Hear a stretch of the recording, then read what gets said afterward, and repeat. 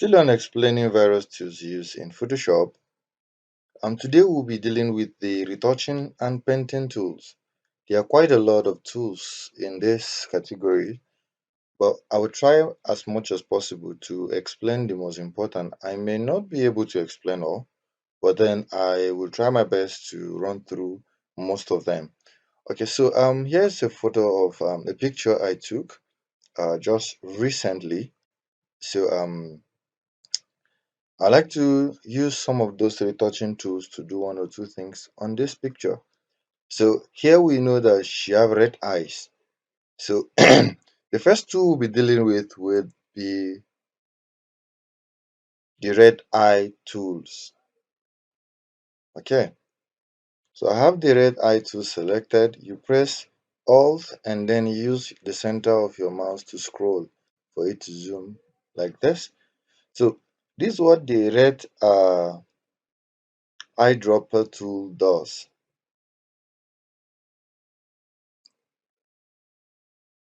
So all I need is to sample out that place that I need clear, and then but this process I have to keep repeating it for me to have a reduction in the red eye. But most of the times I don't really like this tool. I'm only showing you how you can reduce uh, the red eye on this and what this tool is used for. So it samples out the color in an image, increase the sample size, then you know it gives you a little bit of, if you go down now you see that at least there is a bit of change. So that is what that red eye um, dropper does. So the next tool we will be exploring is the spot healing brush. So we have the spot healing brush here, which is the first one. What this one does is you increase your brush size here, whether big or small depending on how, and then you can also use um, the option on the keyboard, the open and close bracket. It's going to increase or decrease the size of of the brush. So you see this spot here, once I click on it, it will delete it. So that's what the healing brush does. So this healing brush does, you need to be careful so that you don't create a hole or whatever on your picture. So that's basically what spot healing brush does. So we have the healing brush. It does similar thing, but this time around you have to let's say look at the way this place is shining. So I want this that spot here to reflect here. What I will now do is I will increase the size of the brush. I've increased the size of the brush. So I'm going to hold Alt to sample this place and bring it. So that's to say whatever I now do here, we will bring in sampling from this side. Okay, so but it's this is not the use audio. I'm just trying to show you what you can use it to do. So you hold Alt to sample the part you want. Like if I want this part now, I sample this part and then I bring it in here. So you sample and then you now make a painting on it. So that's what the healing brush does. Okay, so the next tool we have to take, because we are just so much. So you see it's sampling now, you can see, but then that's just to show you. So we now have the patch tool. Now this is another tool. What you need to do is still like this place now that I want. So if I want to make a change to it, I will sample it, then I will move it. You see, so once I drop it here, this is it's you see now, though it's not really fixing it, but I'm just showing you what you can use it for. So it's going to reduce the brightness here with this side, but then you know that it's going to definitely bring the shape that is at this spot to this place where we are just sampling now. So it's already spoiling the image anyway, but I'm just trying to show you what you can use the patch tool to do.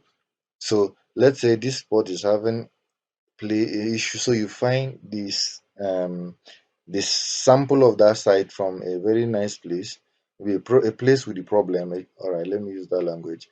Then you sample the place with the problem and take it to where it has a similar uh, um, and a correct place, so it does not fill the hole in the original spot. So basically it does with filling spot. Let me use this.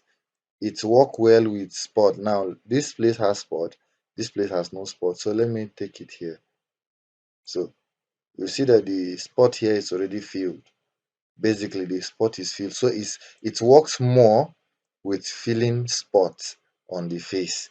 So I'm just trying to also do some other um extra curriculum, okay, but then it works well with um spots on the face. So you can patch the place with the problem and take it to the problem, a place that has no spot, and it's going to patch it up. So that's what, as the name imply, patch tool.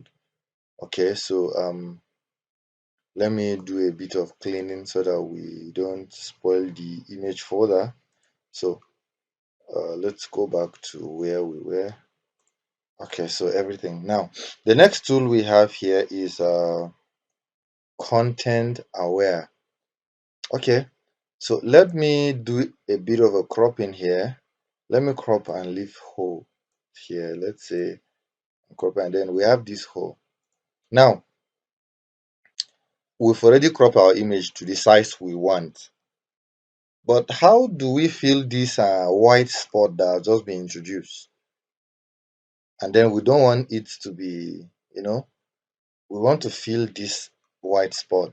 So what you do, you pick your rectangular marquee tool and then you make a selection.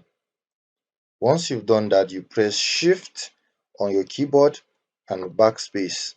It's going to bring you up here, so you just uh, leave it at content aware and then you're okay, and watch the magic.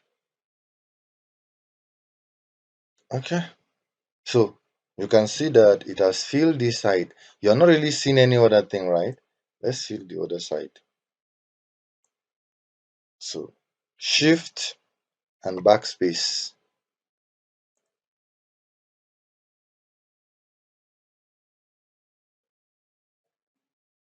So the whole place has been filled using content aware. You can't really recognize anything. Okay, so that's what content aware does. So the next one we have is the color replacement tool. It has a keyboard option. If you press B on your keyboard, it automatically takes you there. So here is it. So you select your color replacement tool. Now, what the color replacement tool does, it does. I use this more than the red eye tool. So what this one does is, like, you make sure that here is white, your foreground is white, and your background is black. Okay, so once they are like that, you can be able to clean the eye. So now watch me. So as I go through the eye gets clearer. So I go through the eye gets clearer. So it cleans off the red effect. Now look at what I'll do with the teeth. So I know most of my photographer friends spend time, but honestly I am more of the sharp guy. Well, but they are doing well because there are other methods you can clean this whole thing. But it's really time consuming. And then, well, this is how I do mine most of the times. Not that I don't, most of the time, this is how I just make a little adjustment in the cleaning, not really. Or so now that this one is obvious, we will clean it.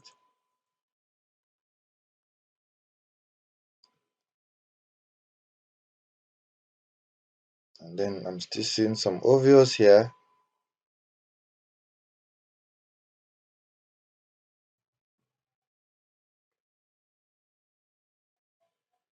So you can see, so this is what the color replacement tool does. It replaces the color at which you select it, and then it gives you, it's more like a crash course anyway. So, but then there are professional way of retouching the eye and the teeth. But then if you are in a haste, especially when you cover plenty weddings and you do need to make some color corrections and all that, you can actually use the color replacement tool to do that. So the next tool we have is a mixer brush. So mixer brush, what it does is that the standard brush, what it does is that you use it to paint other when you do masking, when you do other thing. But then unlike the standard brush tool, the mixer brush tool in Photoshop can stimulate elements of real painting, such as mixing and combining the colors and paint wetness. For example, now you see that this spot is more lighter than this side.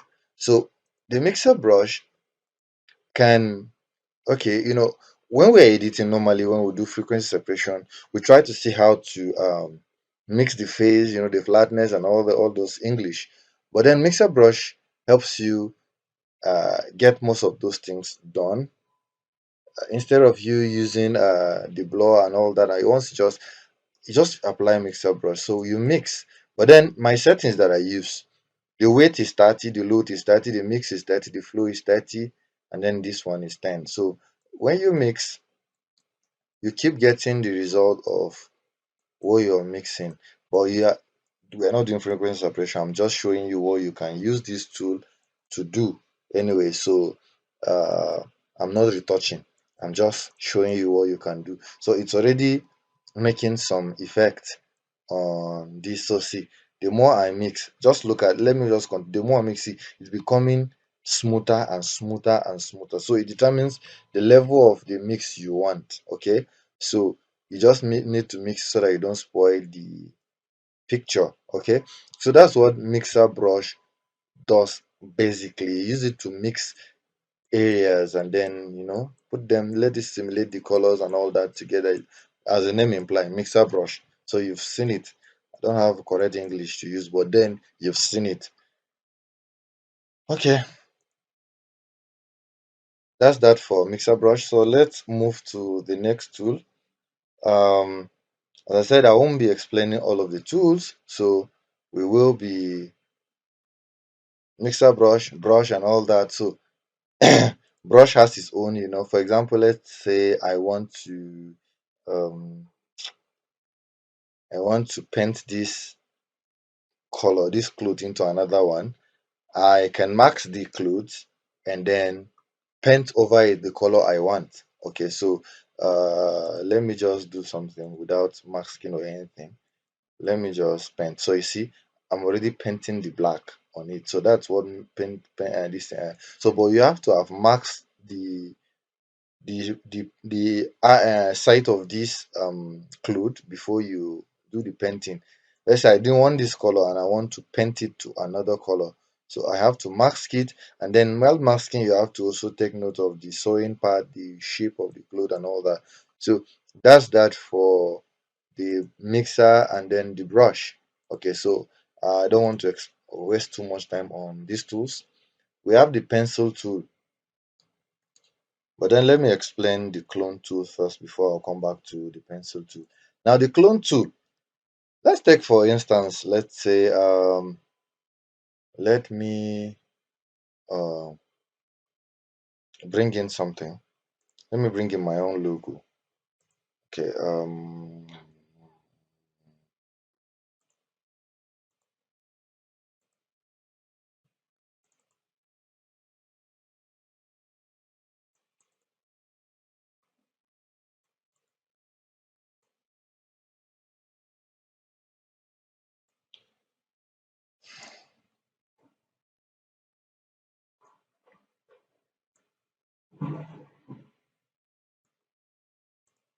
let's say this logo is in my way and I want it gone without affecting the background. What will I do? Anyway, with all the tools we've explored here, uh okay, let me join them together. Okay, let me join them together. That I want to match them so that it will be one layer. It has to be one layer for it to give us the maximum result. So now let's say I want to remove this logo without affecting the background. So the best tool you can use, there are other tools we've seen so far that you can use content aware and it will remove it, or you can also use uh, stamp clone stamp tools. So once you select on clone stamp tool, you hold your alt and then you sample the area you want. So let's increase the brush so that we have a one time or two time painting. Let's increase the brush again. Okay, so you hold the shift and the alt button on your keyboard, then you sample, then you now brush. Now, why is it doing that? Is because while I was trying to sample, I also pick up the portion width. So, oh, so as you're sampling, you see the way it's moving. So that's that for that. So that's what you can use the clone tool to do. Basically, so there are other things you use it to, but this is just basic explaining the tools and all that and all that. There are so many tools. Let's see if we can um run through them. We have the background eraser tool. Now this one, as the name implies, um this background, see, all I need is to increase and then start erasing the background. So you see, it's going to start erasing it, but then it's only erase it as effective as you can, because when it comes to this picture, how do you now erase it? So it depends on what you are erasing that this background tool and background eraser tool will do for you. Okay, so as the name applies, some of them, as you see their names, you just know what it's for. I'm trying to rush so that we um to see what we can do. So we also have the magic eraser tool. It works like the magic wand tool. It also works like the we also have this one that we call we've covered magic wand tool in the previous video. So you know what it does: one click and then it begins to erase area that have similar colors.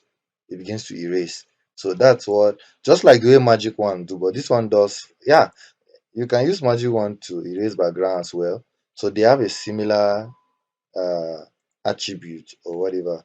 So we see that we're able to remove our background using, but then it's not going to be a perfect remover, as we all know, because there are some particles that will be removed that have the same similar or other things like that. So a lot of things will contribute to it not perfectly removing the background.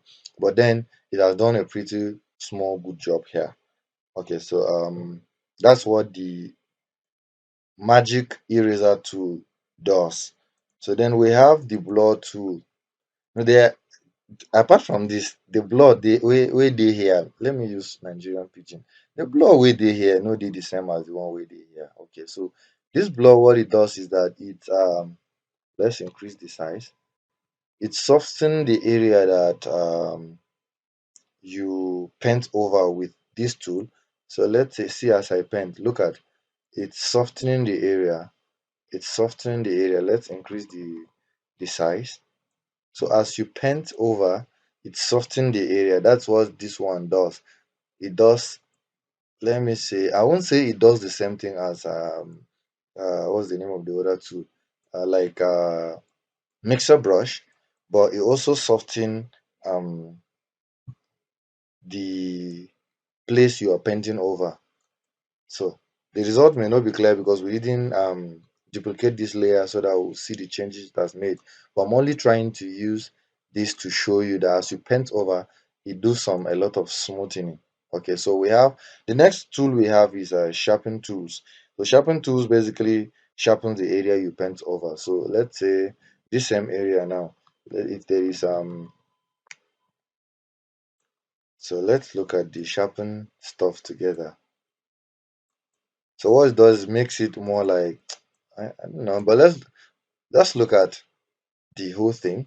It's just there's this feel I don't really know how to explain it, but what you need to take home is that it sharpens area you paint over. So for now, just know that it sharpens area you paint over as we go on using on this course. So you can see, so it's already showing. Yes, the result is showing, but then it's looking like the lady has some I don't know, is it fungi or whatever on her face.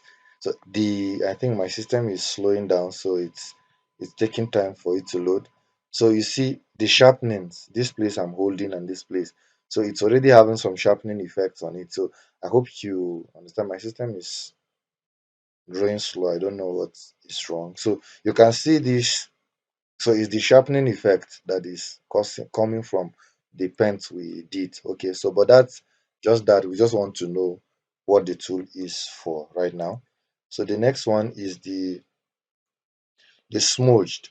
Okay, this tool they use this tool oftenly for those doing what do they call it when they want to do digital paint, like all those artists and all that, smudge paint and all that. So it's uh I don't know, but it's basically a tool they use to make those their digital stuff after they've done all their thing and all that. But then as you paint over as well, you will see the effect. As you paint over, you see what I'm saying? It's making it looking like that smooth and that cartooning nature what you see in most of those digital paints. So that's what this tool does. I'm only doing so that we you see what you can use this tool for. Okay, so you see that most of those this thing the digital pens they is this smudge tools they use. Okay, the next tool is the dodge, and there's this thing we call the dodge and bounce when you're doing frequency separation. So the dodge tools um to my system. I'll be editing those parts out, so no need to worry.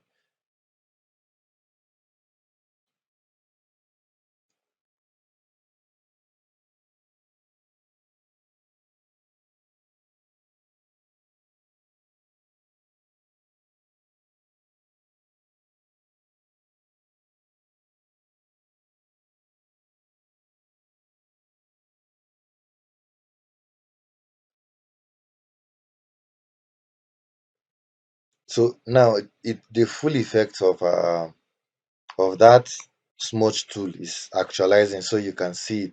I think my system is going a bit slower than it should be, but let me just manage to finish this video before I restart it. So so now the full effect is now actualizing and showing. So it's already turning to the nature of those smudge paint you've been seeing on. So you see the way it's going, see what it's doing to the whole place we've paint over. It's making it look like yeah. So I've done a lot of paintings now that it's showing this effect. But then I believe you understand this small explanation I did.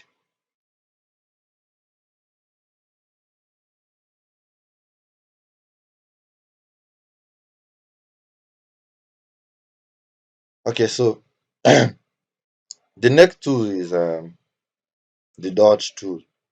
So these are the three last tools we're dealing with: the dodge, the bond, and the sponge. Now the dodge, what the dodge does is that okay, all of them has a control key. When you press O, it just takes you there. So the dodge, what it does is that it lightens the place you paint over. Like um, let's say after you're done with frequency separation, you look at the place that are lighter, then you see this place lighting. Now let me lighten this place. Do you see? So that's what the dodge does.